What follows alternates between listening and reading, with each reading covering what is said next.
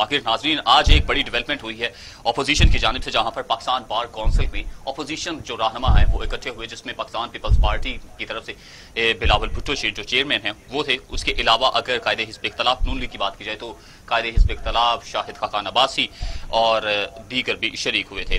اچھا، اجلاس میں سیاسی رہنماؤں، وکلا تنظیموں کے عہدیداروں اور دیگر نے بھی شرکت کی تھی، جبکہ ججز کی تعیناتی کا اختیار صرف پارلیمنٹ کے پاس ہونا چاہیے. یہ سوالات کچھ اٹھائے گئے ہیں آج بار کونسل میں، اس حوالے سے گفتگو کریں گے. ناظرین آپ کو یہ بھی بتائیں کہ اس حوالے سے مزید اب کیا پیش رفت ہونے جا رہی ہے، اس پر گفتگو کریں گے. ہمارے ساتھ پروگرام میں سینئر تجزیہ کار سجاد میر صاحب موجود ہیں. سجاد میر صاحب آپ کو وارم ویلکم کرتے ہیں. سجاد میر صاحب، سوال کیا گیا کہ ججز کی تعیناتی کا اختیار صرف اور صرف پارلیمنٹ کے پاس ہونا چاہیے، جبکہ ہائی کورٹ کے جو ججز ہیں وہ 7 سے 10 کی تعداد تو بڑھانے کا کہہ دیا گیا ہے. کیا کہہ رہے ہیں؟ دیکھیں، وہ جو تعداد بڑھانے کی بات ہے وہ تو پارلیمنٹ ٹھیک. اور ایک بات بڑی کلیئر ہے کہ کل سے بھی چل رہی ہے، پہلے بھی چل رہی ہے کہ پاکستان میں ججوں کی تقرری کا جو طریقہ کار ہے وہ درست نہیں ہے. صحیح. اور سچی بات تو یہ ہے کہ افتخار چودھری نے اسے اپنے انداز میں اپنے ہاتھ میں لے لیا تھا. اس وقت یہ کشمکش تھی حکومت کے درمیان اور جوڈیشری کے درمیان کہ کس طرح کون عدلیہ پر ایک طرح سے بالادستی حاصل کرتا ہے. افتخار چودھری اس زمانے میں طریقہ یہ تھا کہ آپ جب کبھی مقرر کرتے تھے جج تو وہ ایک پورا بورڈ تھا جس میں اصل میں جو ایک بالادستی تھی وہ چیف جسٹس کو حاصل تھی. یہ ایک صورتحال تھی. صحیح. اس پر انہوں نے کہا کہ جی پارلیمنٹ کی کمیٹی ہوگی جو دیکھے گی 4 اپوزیشن کے ہوں گے، 4 حکومت کے ہوں گے. صحیح. اب طے یہ ہوا کہ جب پہلی بار یہ ہوا اس کمیٹی نے کوئی چیزیں اپائنٹمنٹ ریجیکٹ کی، یعنی کہ افتخار چودھری کی ہوئی اپائنٹمنٹ ریجیکٹ کی، تو اس میں یہ اختیار دے دیا گیا آٹومیٹکلی کہ وہ اپیل میں چلے گئے اور سپریم کورٹ نے پھر ان کے فیصلے کو انڈو کر کے اپنا فیصلہ لاگو کر دیا. صحیح. گویا کہ حتمی فیصلہ پھر چیف جسٹس کے ہاتھ میں آ گیا. صحیح. تو لوگ کہتے ہیں کہ یہ درست طریقہ نہیں. اس سے چہیتے لوگوں کو آپ لے آتے ہیں. یہاں جوڈیشری جو ہے وہ ایک طرح کی بڑی خود مختار ہو گئی ہے. اس طرح کے سوالات پیدا ہونے شروع ہو گئے ہیں. تو اب لوگوں نے یہی کیا کہ اس کے طریقہ کوئی انتخاب کیا جائے. وہ کہتے ہیں کہ پارلیمنٹ کو ہو، کوئی کہتے ہیں کہ اس کی سینٹ میں ہیئرنگ ہو، کوئی کچھ کہتے ہیں. لیکن طریقہ کار کیا ہو اس پہ لوگوں کو اس پہ کہنا چاہیے. وہ کہتے ہیں کہ وہ لوگ جن کی گویا آفیسز وہ مضبوط ہوتے ہیں وہ اپنے طریقے کے ساتھ اپنے لوگوں کو لے جاتے ہیں جوڈیشری میں، اور اس طرح جوڈیشری جو ہوتی ہے وہ ایک خاص گروپ کی بالادستی ہو جاتی ہے. جیسے شریف الدین پیرزادہ کے زمانے میں یہ کہا جاتا تھا کہ چیف جسٹس تو اس کے چیمبر کا آدمی ہے، وہ وہاں سے اٹھ کے گیا ہے، وہ جو کہے گا وہی کریں گے. اس طرح کے تاثرات پیدا ہوتے تھے. صحیح. مجھے نہیں پتا کیا ہونا چاہیے، لیکن یہ واقعہ بہت بڑا ہے آج جو ہوا ہے. اسے پری اے پی سی بھی کہا ہے شہباز شریف نے آج، اور بلاول نے وہی کہا ہے کہ پارلیمنٹ کو ربر سٹیمپ کے حوالے سے انہوں نے بالکل بات کی. کب تک ہم برداشت کریں گے. تو یہ دو ایک طرح کے اعلان جنگ ہے، اور جس کے بارے میں پتہ نہیں آنے والے دنوں میں کیا ہوتا ہے، کیا تبصرہ ہوتا ہے. لیکن عموماً یہ دیکھنے میں آیا ہے کہ جتنی بھی جمہوریت کی تحریکیں چلی ہیں ایوب خان کے زمانے سے، اس کی قیادت یا اس کی لیڈ جو ہے وہ سب سے پہلے بار روموں کے پاس ہوا کرتے تھے. عابد ساقی صاحب ہمارے ساتھ ٹیلیفون لائن پر موجود ہیں. السلام علیکم عابد صاحب. جی بھائی. اچھا جی، ہم گفتگو کر رہے ہیں. میں تو یہ کہہ رہا ہوں کہ ایوب خان کے زمانے سے میں خود دیکھتا آیا ہوں، عینی شاہد ہوں، جتنی تحریکیں جمہوریت کی چلی ہیں وہ بار روموں سے چلی ہیں. آپ نے اس بار بہت بڑا سٹیپ لیا ہے. میں نہیں کہتا کہ پارٹیزن ہے کہ نہیں ہے، لیکن کم از کم آواز دی ہے بہت سے گروپوں کو جو بات کر سکتے ہیں. کیا آپ چاہتے ہیں اور کیا ہو سکتا ہے، اور آپ کی طاقت کہاں استعمال ہو سکتی ہے؟ تھینک یو ویری مچ سر. میں اس زمن میں اتنا ہی عرض کر سکتا ہوں کہ یہ جو طاقت تو ہمارے پاس نہیں ہے سوائے اس کے کہ ہم جدوجہد کر رہے ہیں. جی جی. دوسری بات یہ ہے کہ ہم نے معاشرے کی جو خوف و ہراس میں سہمے ہوئے معاشرے کی ایک محبوب کیفیت ہے اس سماج کی اس وقت کی، اس کو ہم نے ریئلائز کیا ہے. اس کے لیے ہمارے کنسرنز ہیں. اس کے لیے ہم چاہتے ہیں کہ یہاں جو آئین ہے، آئین کے اندر جو ایک سوشل کانٹریکٹ ہے، اس کے ساتھ ایک معاہدہ ہے ریاست کا شہریوں کے ساتھ، ان کی جان مال آبرو کے تحفظ کا، اس کی ایکسپلائٹیشن کا، فنڈامنٹل رائٹس جو ہیں، ان کے جو بنیادی حقوق ہیں، ان کی ریئلائزیشن کا.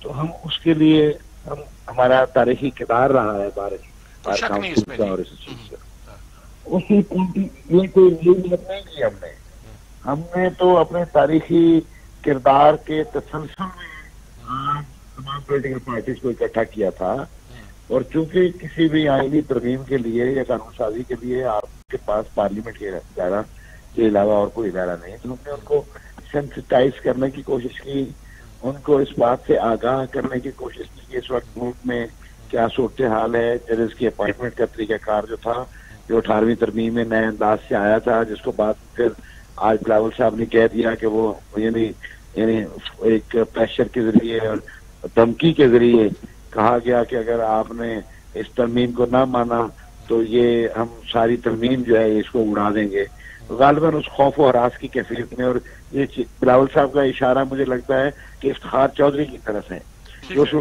جس طرح افتخار چودھری صاحب مطلق کے دوران ایک یعنی آپ کہتے ہیں کہ پیریڈ راڈ کے طور پر کام کر رہے تھے نا، تو اس وقت انہوں نے یہ دھمکی دی ہوگی، میں تو یہ انفلوئنس لیتا ہوں اس سے، وہی چیف جسٹس تھے، انہیں کے پاس کیس پینڈنگ تھا، تو انہوں نے پھر سیاستدانوں نے بیچاروں نے، ان کے پاس کوئی راستہ نہیں تھا، انہوں نے باقی جو کر لیا تھا 100 کے قریب آرٹیکلز میں انہوں نے امینڈمنٹس کر لی تھی کنسنسس کے ساتھ، تو یہ 99.9 بچانے میں کامیاب ہو گئے، اور ایک جو ہے تو سرنڈر کرنا پڑا ہوگا انڈر پریشر کی طرح اس وقت جو کرنے والا، تو آج اس کا اظہار ہوا ہے تاریخ کے طالب علم کے طور پر۔ تو ہمیں آج بلاول صاحب کی اسٹیٹمنٹ کے بعد پتہ چلا ہے اس وقت اندرون خانہ کیا معاملات ہوئے تھے، جس کی وجہ سے انہوں نے 19ویں ترمیم کو پاس کیا، اور بعد میں پھر اس کی کنٹینیوٹی میں یہ ہوا کہ جو پارلیمنٹری کمیٹی کی اوور سائٹ کا رول تھا with regard to appointment of ججز، وہ ریڈنڈنٹ کر دیا گیا ایک فیصلہ دے کر سپریم کورٹ نے۔ تو یہ ایک ججز کی میجارٹی پر مشتمل، عددی اکثریت پر مشتمل ایک سمجھے ایک ادارہ رہ گیا، جس میں نہ بار کاؤنسل، نہ ایگزیکٹو، نہ پارلیمنٹ کوئی رول نہیں۔ یہ کہتے ہیں کہ آئین کے مطابق اس میں ترمیم کی جائے اور تمام سٹیک ہولڈرز کو کنسلٹیٹو پروسیس میں شامل کیا جائے۔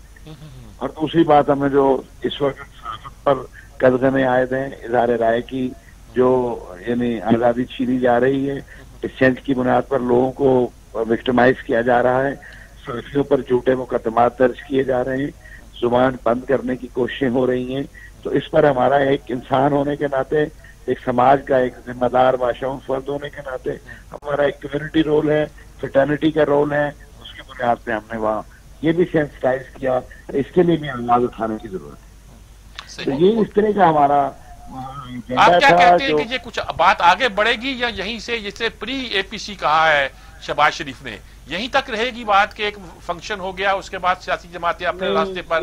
میں نہیں سمجھتا یہ پری اے پی سی تھی، یہ اے پی سی اٹ سیلف ہے، اور یہ پاکستان بار کونسل نے اپنے ایک جو ہے بڑی اتفاق رائے سے افہام و تفہیم ڈیولپ کرنے کے بعد، اور ان ایشوز پر پوری سوسائٹی کی منچ کی محسوس کرتے ہوئے اس سماج کا ضمیر بنتے ہوئے یہ ایجنڈا ہم نے کانسٹیٹیوٹ کیا تھا، جس کی اپنی حیثیت ہے۔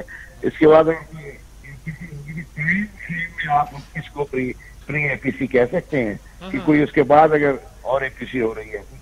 بہت شکریہ آپ کا ساقی صاحب، آپ نے بہت تفصیل کے ساتھ ہمیں اس بات سے بات کیا کس لیے یہ سب کچھ ہوا ہے۔ جی وہ کہتے ہیں خود اے پی سی تھی، سب پارٹیاں گٹی تھی، بات ہو رہی تھی، لیکن اے پی سی اس معنوں میں جو فضل الرحمان صاحب کی کہنے پر بلاول ہاؤس میں بلائی جا رہی ہے، جس کا مقصد یہ ہے کہ opposition on one point agenda یا آن ون پیج آ جائیں اور جو کچھ کرنا ہے وہ مل کے کریں، تو وہ تو ظاہر ایک الگ ہے، لیکن ایک وکیلوں کا کھڑا ہونا، جیسا کہ میں نے کہا ہے، ایوب خان کے زمانے سے لے کر آج تک یہ ہسٹری رہی ہے۔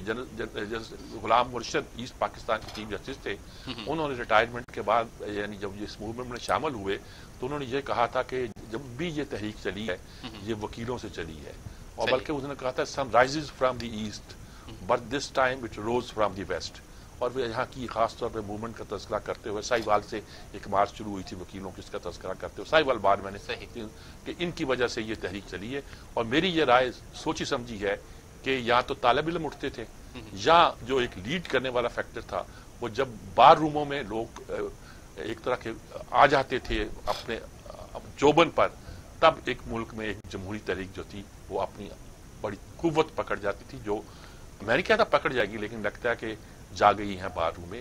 اور وہ کچھ کرنا چاہتی ہیں۔ اچھا سجاد میر صاحب، یہ اسی حوالے سے جہاں پر شہباز شریف بھی تھے، بلاول بھی تھے، اس حوالے سے کچھ ایک بات کی گئی، ججز کے حوالے سے تو بات کی گئی، ان کی تعیناتی کے حوالے سے بات کی گئی، ان کے تقرر کے حوالے سے بات کی گئی۔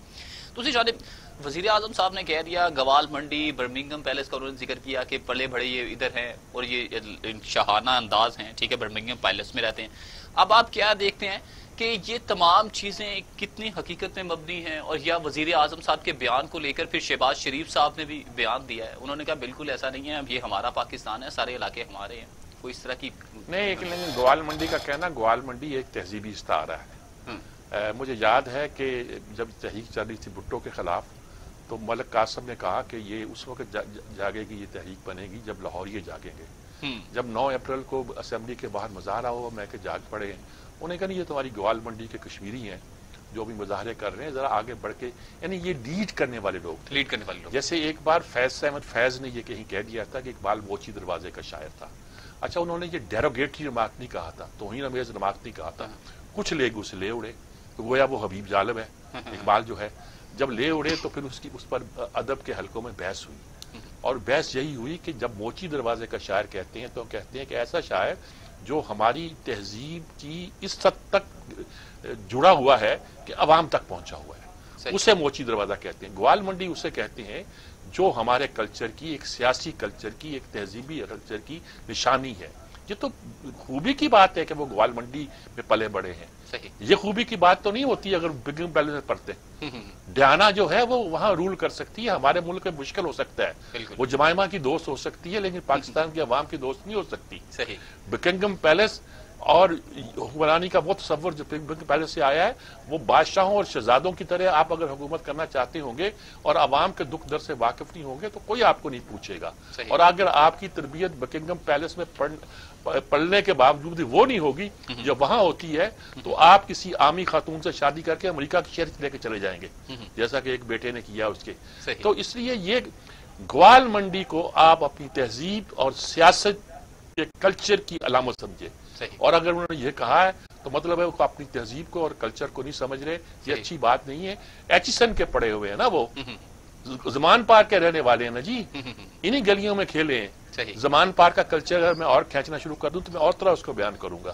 اگر آپ پازیٹیو اور نیگیٹو کسی چیز کرنا چاہے تو ہم ہر چیز کو نیگیٹو کر سکتے ہیں۔ ہم ایچیسن کالج میں پڑھنا آپ کی نیگیٹیوٹی گن سکتے ہیں، آپ کا لندن میں رہنا آپ کی اور بھی منفی چیزیں گن سکتی ہیں۔ تو ان باتوں پہ نہ جایا کریں، ہمارے عوامی کلچر اسٹاروں کو، آئیکونس کو مذاق نہیں اڑایا کریں۔ گوال منڈی جو ہے وہ ہماری تہذیب کا اور ہماری سیاست کا ایک بہت پورٹنٹ